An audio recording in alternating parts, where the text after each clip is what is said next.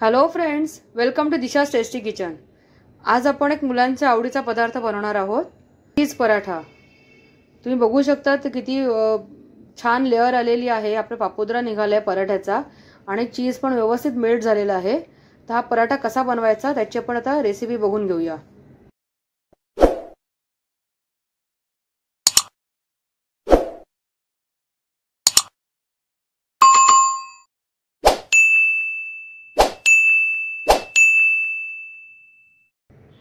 इथे मी पोळीचं पीठ घेतलेलं आहे।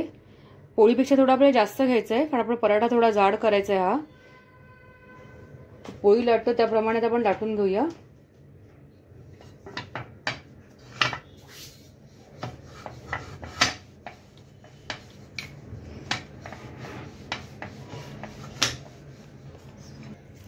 आता हे पूर्ण पोळी लाटून घेतलेली आहे। तुम्ही मोझरेला चीज वापरू शकता किसून, किंवा मग मी ते माझ्याकडे स्लाइस होते म्हणून मी ते स्लाइस वापरते।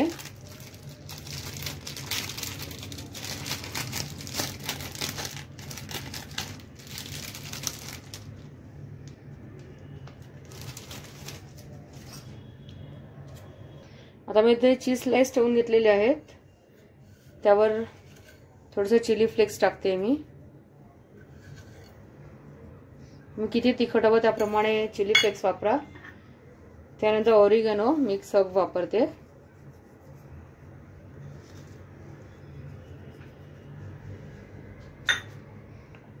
आता आपल्याला असं फोल्ड करून घ्यायचं आहे।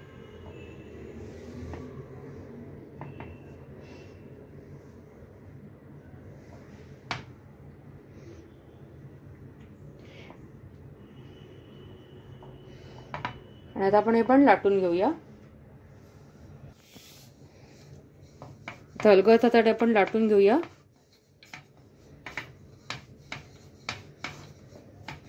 आणि आपल्याला हा चौकोनीच ठेवायचा आहे कारण मुलांना पण जरा वेगळा आकार असेल तर त्यांना पण जरा खाण्यामध्ये इंटरेस्ट असतो। काही पराठे त्रिकोणी पण असतात, तुम्ही त्रिकोणी पण करू शकता।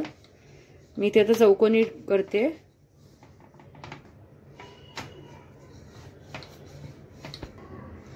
आपला चीज पराठा लाटून रेडी आहे।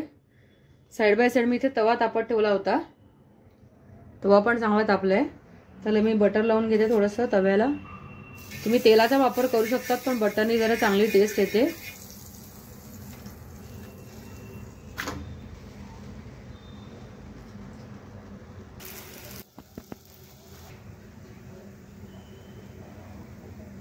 आपला पराठा छान फुलला आहे।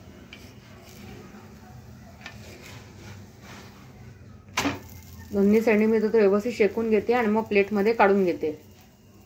आपला चीज पराठा आता खाण्यासाठी रेडी आहे।